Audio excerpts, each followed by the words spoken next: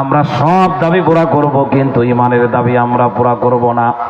ইমান আমারে বলে বাম হাতে খাওয়া যাবে না, ইমান আমারে বলে বেপরদায় রাস্তায় বের হওয়া যাবে না, ইমান আমাকে বলে রাস্তার ইট উঠায় বাড়িতে আনা যাবে না, ইমান আমাকে বলে মিথ্যা কথা বলা যাবে না। ইমানের দাবি হলো কোনো বেকানা নারীর দিকে তাকানো যাবে না। ইমানের দাবি হলো কারোর জায়গা জমি অবৈধভাবে দখল করা যাবে না। ইমানের দাবি হলো মসজিদে যখন আজান হবে আমি একজন পুরুষ বিনা কারণে মসজিদে না যে বাজারে বসতে পারি না। ইমানের দাবি হলো এই জমিনের ভিতরে একমাত্র গোলামি করব একজনের, তার নাম কি? জোরে বলে। যেমন ইমান নিজেদের ভিতরে লালন করা দরকার, ইমানের পরিপন্থী কোনো কাজ থেকে নিজের দূরে রেখে কেবলমাত্র যদি ফ্রেশ ইমান নিজের ভিতরে লালন করা যায়, যেমন ইমান লালন করেছিলেন হযরতে মূসা আলাইহিস সালাম, যেমন ইমান ছিল ইব্রাহিম আলাইহিস সালামের, যেমন ইমান ছিল হযরত আবু বকর আর নবী মুহাম্মদুর রাসূলুল্লাহ সাল্লাল্লাহু আলাইহি ওয়াসাল্লামের, যেমন ইমান ছিল সাহাবায়ে কেরামের, ওই রকম ইমান যদি আমাদের ভিতরেও এসে যায়, খোদার কসম করে বলি এ জাতীয় সাহায্য আল্লাহ পাক দুনিয়ার ভিতরে আমাদেরকে করবে। টাকা দিয়ে জানা হবে, আল্লাহ সেটা আমাদেরকে করে দেখাবেন। ঘরের ভিতরে খাটের উপরে দামি বিছানার ভিতরে ঘুমাইলে যেমন ঘুম আসে, কেউ যদি আমারে জোর করে জ্বলন্ত আগুনের মধ্যে দেয়, ওই আগুনের ভিতরেও আমার ঘুম আসবে। যদি আসে তাহলে বুঝবেন যে আল্লাহর সাহায্য আসা শুরু হয়ে গেছে। খাবার আছে মনে করেন 100 গ্রাম, যা দিয়ে ছোট একটা বাচ্চারে বিদায় করা যায়, কিন্তু মেহমান আসছে মনে করেন 10 জন, ছোট্ট বাচ্চার ওই খাবার দিয়ে 10 জন মেহমানকে যদি বিদায় করা যায়, বুঝবেন আপনার ইমানের কারণে আল্লাহর পক্ষ থেকে একেবারে ডাইরেক্ট সাহায্য আপনার কাছে চলে আসছে। অনেক মা বোন আসছে দেখলাম, দলে দলে মা বোনরা। মা বোনদেরকে বলবো আপনারা খেয়াল করে আমার কথাগুলো শুনবেন। আমি তো বক্তা না, ওয়াজ করার অভ্যাসও আমার নাই, ওয়াজ করতে ভয় লাগে। বক্তা তো আমার পরে যারা আছে তারাই হলো বক্তা, বুঝলেন? ভারতের থেকে বাংলাদেশে চলে আসছে, তাহলে কি মাপের বক্তা? আমরা তো খুলনার থেকে কোয়ে বাজারে আসি পারতেছি না, বিশ্ববিদ্যালয় থেকে, তাও রাস্তা গুলায় যাচ্ছে। প্রধান আকর্ষণ, প্রধান বক্তা উনি বয়ান শোনাবেন। মা বোনদের বলবো আপনারা একটু খেয়াল করে শুনবেন। আগামীর জীবন দুনিয়াতে সামনের অবস্থাটা এমন হবে, আমার কাছে মনে হচ্ছে টাকা থাকবে কিন্তু দোকান খোলা থাকবে না। দোকান খোলা থাকবে কিন্তু পকেটে টাকা থাকবে না। খেয়াল করেন আমার দিকে। ঘরে সুন্দরী বিবি থাকবে, শান্তি থাকবে না। উঁচু উঁচু বিল্ডিং হবে, উন্নত মানের বিল্ডিং, মাগার ঔষধ না খাইলে রাত অতিবাহিত করা সম্ভব। এই মাইকটা ভালো, এটা টাই সম্ভবই হবে না। এখন আগামীর জীবন চ্যালেঞ্জের মুখোমুখি যদি হয়ে নিজেদেরকে আমরা যদি ভালো একটা জায়গায় রাখতে চাই, টাকার পিছনে দৌড়ানো বাদ দিয়ে আমাদেরকে ইমানের পিছনে দৌড়াতে হবে। টাকা গুণা বাদ দিয়ে আমাদেরকে ইমান গুণা শিখতে হবে। ইমান, যে আমার ইমানের কি অবস্থা। জাদ্দিদু ঈমানাকুম, নবী বলেছেন তুমি তোমার ইমানকে নবায়ন করো। ইমান যার ভালো, দুনিয়া তার জন্য ভালো। ইমান যদি কারো দুর্বল হয়, বস্তা বস্তা টাকার ভিতরে থাকবে, শান্তি পাবে না। শান্তি দেওয়ার মালিককে আরো জোরে বলেন, জোরে বলেন আমার আল্লাহ। খাবার বেশি থাকলে পেট ভরে আপনি খেতে পারবেন, এর কোনো নিশ্চয়তা কেউ দিতে পারবে না। অল্প খাবার কিন্তু পেট ভরে খেতে পারবেন, এই নেই নিশ্চয়তা আল্লাহ পাক দিতে পারেন। আমি খাবার বাড়ানোর কথা বলবো না, যা আছে আলহামদুলিল্লাহ। কিন্তু ইমান যদি মজবুত হয়ে যায়, ইমানদারের যা দরকার হবে অল্প খাবারের ভিতর দিয়ে আল্লাহ পাক সেইটা করায় দিতে পারে। বুখারী মুসলিম শরীফের হাদিস আপনাদেরকে শোনাই। মা বোন যারা আসছেন, অনেক মা বোন এসেছেন, আমি দেখেছি, মা বোনদেরকেও শোনাইতে চাই। শুধু এখন আমাদের হলো আমরা বাড়াইতে চাই, শুধু বাড়াও বাড়াও, এই গাড়ি বিক্রি করে দিয়ে ভালো গাড়ি আনো, এই রাস্তায় হচ্ছে না ভালো রাস্তা বানাও, এই ঘরে হবে না এই ঘর ভেঙে ফেলে অন্য ঘর বানাও। শুধু আমরা দুনিয়ার পিছনে মেহনত করি, কিন্তু মেহনত করে যা চাচ্ছি আমার তো মনে হয় না যে কেউ এখনো পর্যন্ত তার কাঙ্ক্ষিত লক্ষ্যে পৌঁছাইতে পেরেছে। 4 তলা বিল্ডিং হয়ে গেছে, হুজুরে বলতেছে হুজুর একটু দোয়া করেন, ঘরে অশান্তি আছে। গ্রামে বাড়ি ছিল, বিক্রি করে দিয়ে শহরে বাড়ি বানাইছে। বলে হুজুর একটু দোয়া করেন, রাত্রে ঘুম হয় না, ভেলোরে যাওয়ার জন্য পাসপোর্টে ভিসা লাগাইছে। সুন্দরী বউ একটা বিবাহ করে নিয়ে আসছে, হুজুর দোয়া করেন, ঝামেলার মধ্যে আছে, স্ত্রী মনে হয় নাও থাকতে পারে।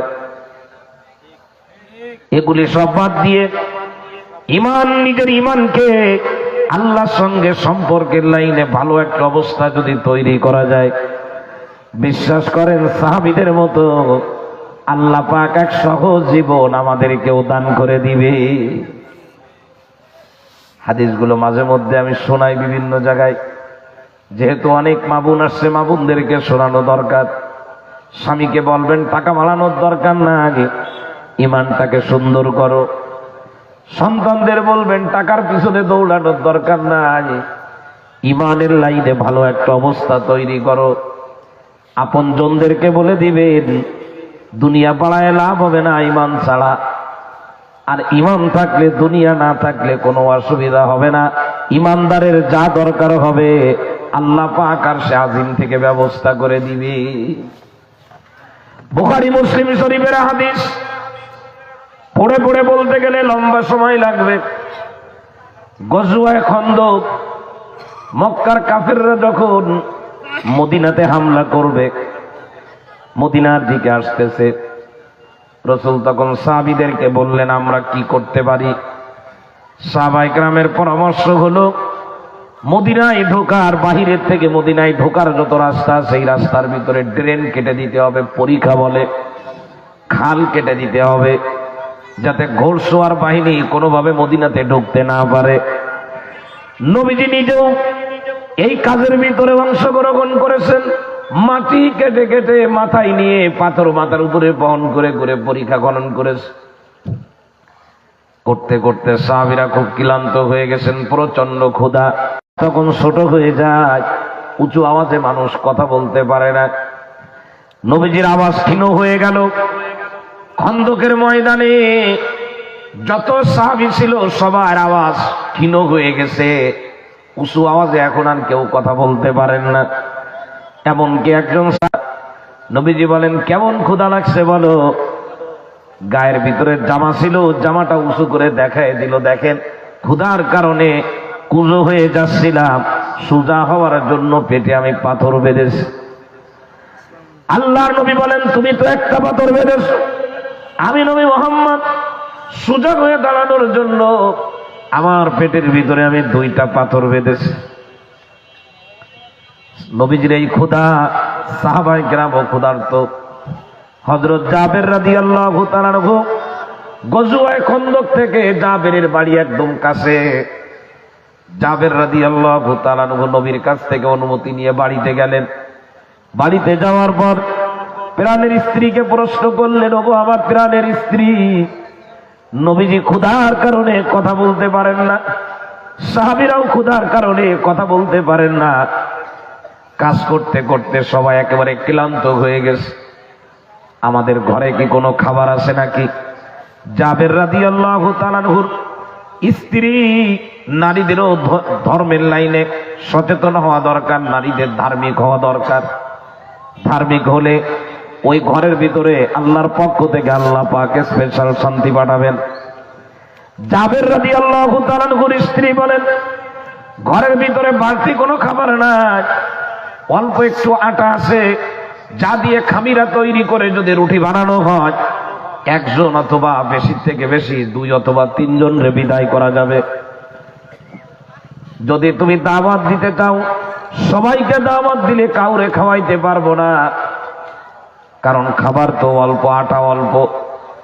তুমি শুধুমাত্র নবীজির কানে কানে যেয়ে বলবা, আমার ঘরের ভিতরে অল্প একটু আটা আছে, সে আটা দিয়ে খামিরা করে যদি রুটি বানানো হয়, 1 জন অথবা 2 জনকে বিদায় করা যাবে। হুজুর আপনি চলেন, আর যদি সঙ্গে নিতে চান 1 জন অথবা 2 জনকে নিতে পারেন, সবাইরে নিলে হবে না।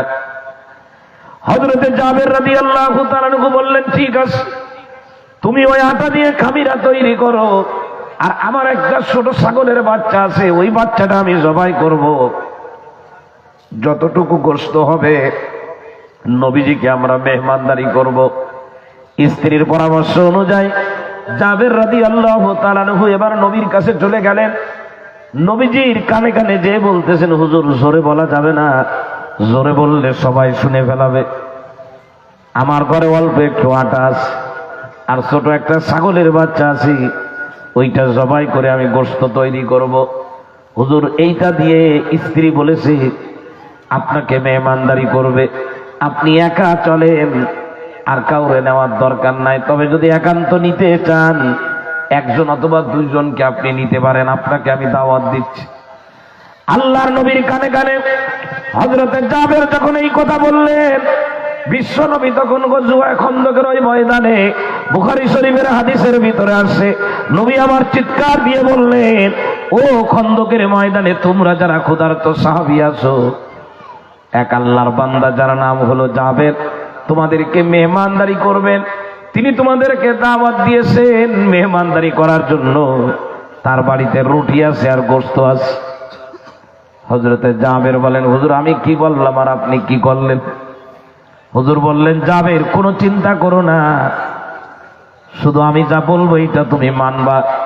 ওই যতটুকু আটা আছে, ওই আটা দিয়ে তোমার স্ত্রী যে খামিরা তৈরি করবে, খবরদার ওই খামিরা আটা দিয়ে, যে আটাতে পানি দেওয়ার পরে যে নরম হওয়ার পরে এটাকে খামিরা বলে, বলে খামিরাটাকে যেন ওপেন করে না রাখে, বরং একটা কাপড় দিয়ে ঢেকে রাখবে।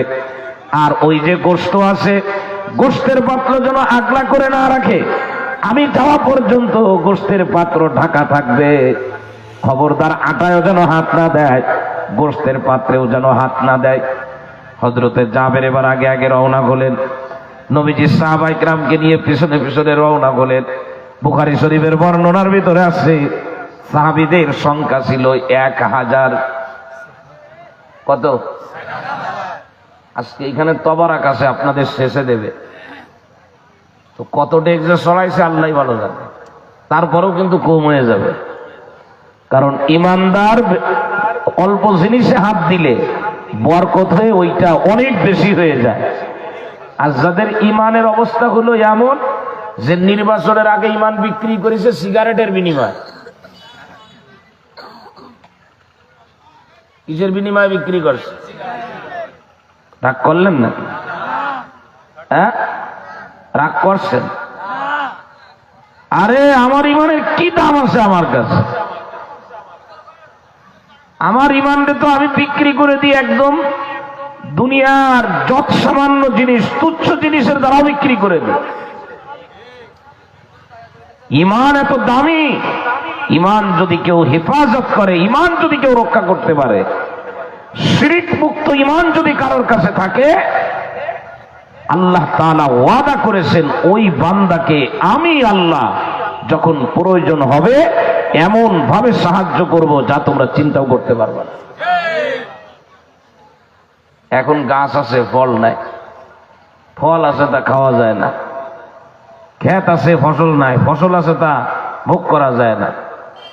বিশাল বড় বড় বিল্ডিং, আল্লাহু আকবার, এত বড় বিল্ডিং, রাত তখন বাজে হলো 2:30, দেখি যে পুরো বিল্ডিং এ লাইট জ্বলে।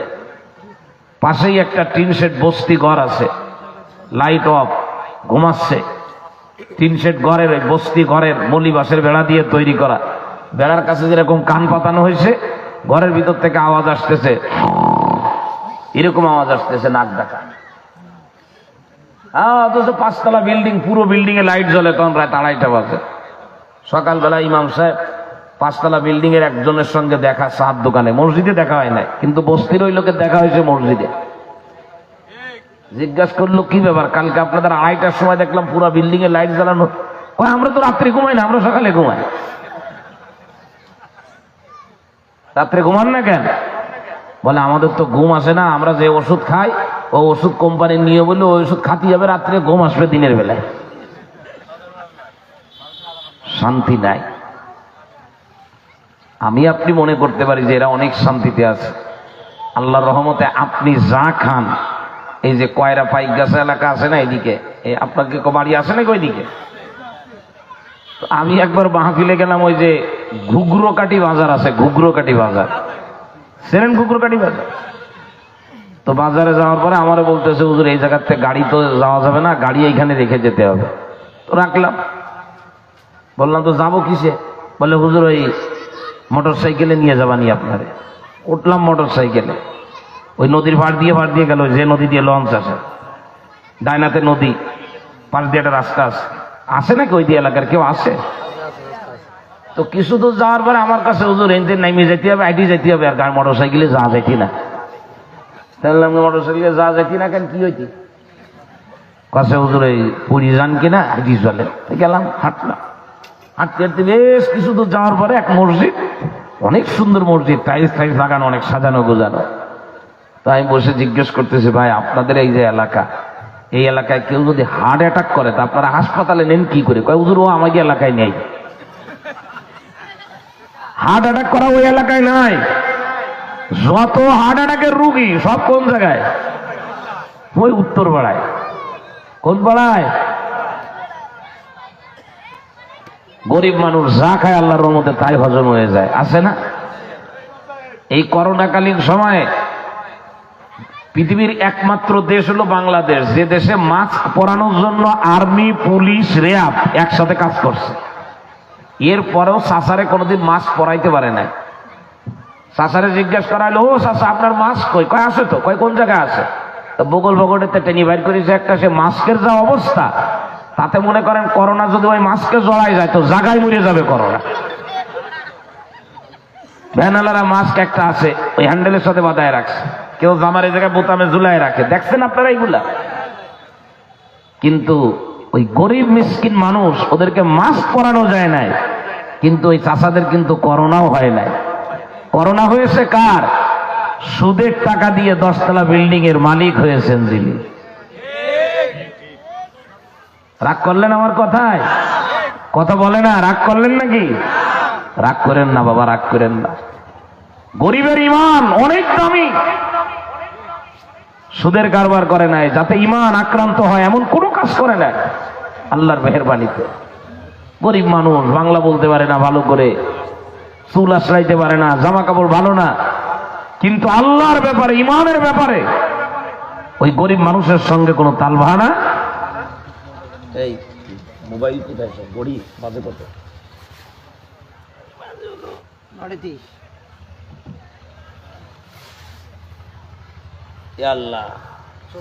ইমান বড় দাবি,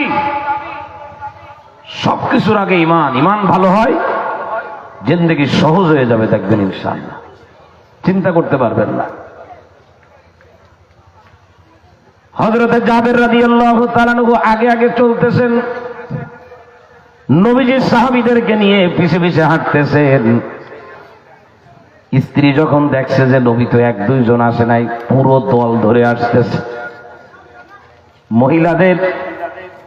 মহিলাদের অভ্যাস হলো, কোন মেহমানকে যদি ঠিক মতো মেহমানদারি না করতে পারে, মা বোনরা সহ্য করতে পারে না। হুজুরে সপ্তাহে 1 দিন খাওয়াবে। ওই দিন যেদিন আসে, মা চাচিরা দেখবেন তখন বাড়িওয়ালার উপরে এক ধরনের প্রেসার ক্রিয়েট করে, আর বলে যাও বাজার করো, আজকে ইমামরে খাওয়াতে হবে। এটা মা বোনদের অভ্যাস। জাবের রাদিয়াল্লাহু তাআলা আনহুর স্ত্রী বলতেছেন, তুমি তো আমারে সর্বনাশ করছো, আমারে লজ্জিত করেছো, লাঞ্ছিত করেছো, তুমি তো আমারে অপমানিত করেছো। তোমারে না বললাম 1 থেকে 2 জন, তার উপরে 3 জন, তার বেশি জন না আসে, অল্প খাবার, তুমি এই সব লোক কেন ডাকছো? স্বামী তখন বলতেছে, তুমি আমারে যা শিখাইছো আমি ঠিক ওই অনুযায়ী আমল করছি, জোরে জোরে বলি নাই, নবীর কানে কানে বলছি। কতটুকু খাবার আছে তাও নবীরে বলছি। কিন্তু আমি কি করব, সব বলার পরে নবীজি ঘোষণা দিয়ে সবাইদের নিয়ে আসছে। আর আমারে বলল, কোনো চিন্তা করবা না, খামিরা ঢেকে রাখবা, তরকারিও ঢেকে রাখবা, আমি আসা পর্যন্ত ওই খামিরায় যেন কেউ হাত না দেয়, তরকারিতেও কেউ হাত না দেয়। বুখারী মুসলিম শরীফের হাদিস, কোনো কিচ্ছা কাহিনী না। এ হাদিসগুলি গলার মালা বানানো দরকার, ইঞ্জিনিয়ারদেরকে হাদিস পড়ানো দরকার, রাজনীতিবিদদের হাদিস পড়ানো দরকার। খোদার কসম করে বলি, বাংলাদেশের প্রত্যেকটা মানুষকে যদি এ হাদিস পড়ানো যায়, ঢালাইয়ের ভিতরে ব্রিজ বানাইতে যেয়ে ভুল করে কেউ কমসি দেবে না, রাস্তার টাকা মেরে কেউ বাড়িতে নেবে না, সরকারি জায়গা দখল করে কেউ বুলাটিং করবে না, একজন আর একজনের জায়গাও দখল করতে যাবে না। তার কারণ জায়গা দখল করে বিলের মালিক হওয়া যাবে, কিন্তু বাড়িতে শান্তি আনার কোনো নিশ্চয়তা দেওয়া যাবে না। কোটি টাকার মালিক হওয়া যাবে, কিন্তু আরামে ঘুমানোর নিশ্চয়তা কেউ দিতে পারবে না। আরামের নিশ্চয়তা, শান্তির নিশ্চয়তা একমাত্র ইমানদারের জন্য। আল্লাহ পাক বলেন, ইমানের লাইনে তোমরা ঠিক থাকো, আমি আল্লাহ তোমাদের যা দরকার হবে আমার পক্ষ থেকে দিয়ে দেব। আল্লাহ। স্ত্রী তখন স্বামীকে বলল, শোনো, তুমি যেহেতু সব বলেছো, আমি যা বলেছিলাম কোনো চিন্তা তুমি করো না, আমিও কোনো চিন্তা করব না। নবী মেহমান ডেকে নিয়ে আসছে, ওই নবীকে যিনি পাঠিয়েছেন ওই আল্লাহ মেহমান বিদায় করার ব্যবস্থা করে দেন। এবার রসুল সামনে গেলেন, মহিলাদেরকে সরায় দিলেন, স্ত্রীকে দিয়ে ওই যে আটার খামিরা, তরকারির পাত্র, নবীজি মুখের ভিতরে আঙ্গুল দিয়ে একটু লালা বের করলেন। লালা বের করে ওই কাপড়ের নিচে হাত দিয়ে খামিরার ভিতরে একটু লালা লাগায় দিলেন। আর তরকারির পাত্রে ঢাকনা উঠায় ওর ভিতরে আঙ্গুল ডুবায় দিয়ে ওইখানে একটু লালা লাগায় দিলেন। লালা লাগানোর পরে নবী এবার বললেন, ও যাবে, এত মানুষ, এত সাহাবী, তোমার স্ত্রী একা তো রুটি বানায় পারবে না, তুমি প্রতিবেশী আরো কয়েকজনকে ডাকো। 8-10 জন মহিলাকে ডাকা হলো। বলল, তোমরা ওই কাপড় সরাবে না, কাপড়ের নিচে হাত দিয়ে তোমার স্ত্রীকে বলবা, আর যারা রুটি বানাইতে আসে ওইখান থেকে একটু করে আটা সিলে সিলে নেবে খামিরার থেকে। যেমন নাকি হোটেলের ভিতরে সকাল বেলায় যারা পরাটা বানায়, ওরা দেখবেন ওই খামিরা ঢেকে রাখে, আর ওর নিচ থেকে অল্প অল্প করে নিয়ে এরকম হাতে কি করে তারপরে পরাটা বানায়। এবার এই কয়েকজন মহিলা ওই কাপড়ের নিচ থেকে খামিরা থেকে আটা নেয় আর রুটি বানায় গরম করে, আর ওই যে তরকারির পাত্র ঢাকা অবস্থায় ওর নিচ থেকে নিয়ে একটু উঁচু করে তরকারি দিয়ে রুটির উপরে দেয়, নবীর হাতে দেয়, আর নবী এক একজন সাহাবীকে দেন। খাওয়াইতে খাওয়াইতে 1000 সাহাবী সবাই তৃপ্তি সহকারে খেয়ে শেষ করছে। লম্বা হাদিস। জাবের রাদিয়াল্লাহু তাআলা আনহু বলেন, নবীজি এবং সাহাবীরা যখন খেয়ে চলে গেলেন, তখন আমি ওই কাপড় উঁচু করলাম, দেখি খামিরা শেষ হয়ে গেছে কিনা। বলে, আমরা যতটুকু ঢেকে রাখছিলাম আটার খামিরা, তার থেকে বেশি আমরা পেয়েছিলাম। সে আল্লাহ এখন আছে না নাই? আরো জোরে বলেন, আরো জোরে বলেন, আছে না নাই? মুসলমান ভাইরা, খাবারের অভাব হবে না, নিরাপত্তার অভাব হবে না, শান্তির অভাব হবে না, আরামায়েশের অভাব হবে না। আমি আপনাদের পায়ে হাত রেখে বলবো, ফজরের নামাজ থেকে শুরু করে এশার নামাজ পর্যন্ত সৎ এবং হালাল পথে থাকা, তার মানে হলো ঈমানের দাবিগুলি যদি সঠিকভাবে পালন করতে পারেন, আল্লাহ পাক কোরআনে কারীমের আয়াতের মধ্যে বলেন, আমি আল্লাহ তোমাদের ঈমানদারদের সাহায্য করা আমার দায়িত্ব, আমি সাহায্য করব। যেমন সাহায্য করেছিলাম ইউনূস আলাইহিস সালামকে। হযরত ইউনূস আলাইহিস সালাম মাছের পেটের ভিতরে যখন আটকা পড়েছিলেন, আল্লাহর কাছে বলছেন, আর আল্লাহ রাব্বুল আলামিন ইউনূস আলাইহিস সালামের দোয়া কবুল করেছেন। ফাস্তাজাবনা লাহু ওয়া নাজ্জাইনাহু মিনাল গাম্মি। ওই সাগরের তলদেশে মাছের পেট থেকে আল্লাহ রাব্বুল আলামিন ইউনূস আলাইহিস সালামকে বের করে দিয়েছিলেন। ওই আয়াতের ভিতরে শেষ অংশে আল্লাহ পাক বলেন, ওয়া কাযালিকা নুনজিল মুমিনিন। ভালো করে আমার দিকে খেয়াল করেন। ইউনূস নবীকে উদ্ধার করার যে ঘটনা, মাছের পেট থেকে জমিনের মধ্যে বের করে দেওয়ার যে ঘটনা, ওই ঘটনা বর্ণনা করার পরে আয়াতের শেষ অংশে যে আল্লাহ পাক বলেন ওয়াকাযালিকা নুনজিল মুমিনিন, রব্বুল আলামিন বলেন কিয়ামত পর্যন্ত পৃথিবীতে আমার যারা ইমানদার বান্দা হবে, ইমানের দাবি যদি তারা ঠিক মতো পুরা করে, আমি আল্লাহ পাক ইউনূস নবীর মতো তাদের উপরে যদি কোনো বিপদ আসে, ইমানদারদেরকে আমি আল্লাহ বিপদ থেকে মুক্ত করে দেব। কে মুক্ত করবেন জোরে বলেন, আরো জোরে বলেন কে? ইমানের দাবির উপরে কোনো দাবি নাই, আমরা সব দাবি পুরা করব, কিন্তু ইমানের দাবি আমরা পুরা করব না। ইমান আমারে বলে বাম হাতে খাওয়া যাবে না, ইমান আমারে বলে বেপরদায় রাস্তায় বের হওয়া যাবে না, ইমান আমাকে বলে রাস্তার ইট উঠায় বাড়িতে আনা যাবে না, ইমান আমাকে বলে মিথ্যা কথা বলা যাবে না, ইমানের দাবি হলো কোনো বেকানা নারীর দিকে তাকানো যাবে না, ইমানের দাবি হলো কারোর জায়গা জমি অবৈধভাবে দখল করা যাবে না, ইমানের দাবি হলো মসজিদে যখন আজান হবে আমি একজন পুরুষ বিনা কারণে মসজিদে না যে বাজারে বসতে পারি না। ইমানের দাবি হলো এই জমিনের ভিতরে একমাত্র গোলামি করব একজনের, তার নাম কি জোরে বলে?